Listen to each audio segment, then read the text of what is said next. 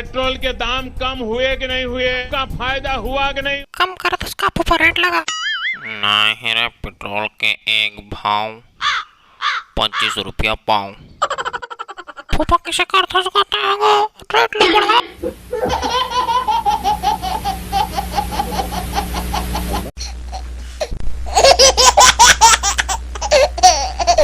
पप्पा तय खजान बेगा गाड़ी घोड़ा में चढ़ैया हमनन तय तो हेलीकॉप्टर के चढ़ैया उड़ा हमला तो समस्या हो जाते ना। हमर पेट्रोल के भाव ल बढ़ातस